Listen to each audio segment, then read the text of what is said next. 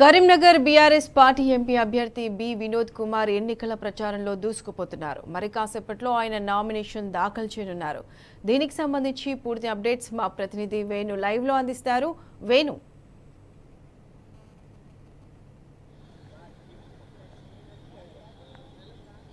ప్రత్యూష 2.5 గంటల ప్రాంతంలో బోయినపల్లి వినోద్ కుమార్ కరీంనగర్ ఎంపీ అభ్యర్థిగా నామినేషన్ దాఖలు చేయనున్నారు. అంటే ఇప్పటికే ఎన్నికల విషయంలో అధికారులు కూడా అన్ని ఏర్పాటు చేసినటువంటి నేపథ్యం గత 3 రోజుల నుంచి కూడా నామినేషన్లు పర్వం కొనసాగుతుంది. అంటే కరీంనగర్ విషయానికి వస్తే ఇప్పటి వరకు అయితే 3 నామినేషన్లు దాఖలైనటువంటి పరిస్థితి మనకు కనిపిస్తోంది. ముఖ్యంగా అంటే ఈ అత్యవసర సర్వీస్ ఉన్న వారికి మాత్రం తప్పనిసరిగా పోస్టల్ బ్యాలెట్ ఏర్పాటు చేసినటువంటి నేపథ్యం 85 సంవత్సరాలు ఉన్నటువంటి వృద్ధులకు కావచ్చు, వికలాంగులకు కావచ్చు, వారి ఇంటి వద్దనే ఓటు వేసే విధంగా మే 3వ తారీఖున వారి ఇంటి వద్దకు వెళ్లి ఓటు సౌకర్యం కల్పిస్తారు. అంటే మొత్తం మీద మన కరీంనగర్ కలెక్టరేట్కి సంబంధించి చూసుకుంటే అంటే పోలీసు పెద్ద ఎత్తున బందోబస్తు ఏర్పాటు చేయడమే కాదు, ఎన్నికల అధికారులు కూడా నిఘా పెట్టినటువంటి నేపథ్యం మనకు కనిపిస్తుంది. ఎక్కడ కూడా ఎలాంటి అవాంఛనీయ సంఘటన జరగకుండా ఓవైపు పోలీసు బందోబస్తు, మరోవైపు ఎన్నికల నిఘా నేత్రాలు కూడా ఎక్కడికక్కడ చూసినటువంటి నేపథ్యం మనకు కనిపిస్తుంది. ప్రత్యూష ఇంకోవైపు చూసుకుంటే జిల్లా వ్యాప్తంగా 2194 పోలింగ్ కేంద్రాలు ఏర్పాటు చేశారు. అంటే ఈ మోడల్ కోడ్ కనుక ఉల్లంఘిస్తే మాత్రం వారిపై కఠిన చర్యలు తీసుకుంటామని చెప్పిన నేపథ్యం మనకు కనిపిస్తుంది. ర్యాలీలు కావచ్చు, సమావేశాలు కావచ్చు, ఎవరు నిర్వహించినా తప్పనిసరిగా అనుమతి తీసుకోవాలని చెప్పిన నేపథ్యం. అంటే ఇప్పటి వరకు చూసుకుంటే మాత్రం ఎన్నికలకు సంబంధించి 68 కేసులు నమోదైనటువంటి పరిస్థితి.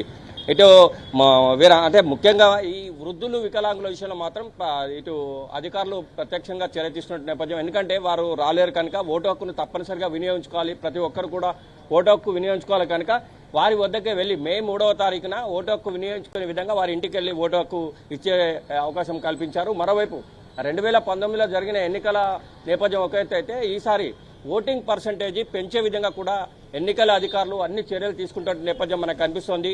ముఖ్యంగా కరీంనగర్ జిల్లా విషయానికి వస్తే అంటే పురుషుల కంటే కూడా స్త్రీలు అంటే 50,000 మంది స్త్రీలు ఓటు హక్కు అంటే ఎక్కువ మహిళలు ఉన్నటువంటి నేపథ్యం. అంటే మొత్తం మీద అయితే ఇప్పటి వరకు చూసుకుంటే ఎక్కడ కూడా ఎలాంటి అవాంఛనీయ పోలీసులు చెక్ పోస్టులే కావచ్చు, మరోవైపు నిఘా సంబంధించి అంటే 95 లక్షల కంటే కూడా ఎక్కువ ఖర్చు చేయొద్దని చెప్పి ఇప్పటికే చెప్పిన నేపథ్యం మరోవైపు ఉంది.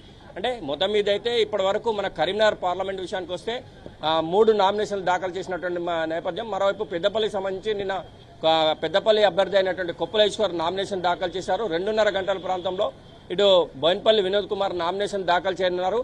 అంటే ఏదేమైనా కానీ మొత్తం మీద ఈ ఎలక్షన్ సంబంధించి ఎండాకాలం కనుక బాగా ఒక ఎండలో ఉన్న నేపథ్యంలో కూడా అవసరం అనుకుంటే దానికి అనుగుణంగా అన్ని ఏర్పాట్లు కూడా చేశామని చెప్పి అధికారులు చెప్తున్న నేపథ్యం. ఓటింగ్ పర్సెంటేజ్ పెంచేందుకు కూడా ప్రయత్నం చేస్తున్నట్టు 2019 కంటే కూడా ఈసారి ఎక్కువ ఓటింగ్ పర్సెంటేజ్ పెంచే విధంగా చూస్తున్న నేపథ్యం మనకు కనిపిస్తోంది.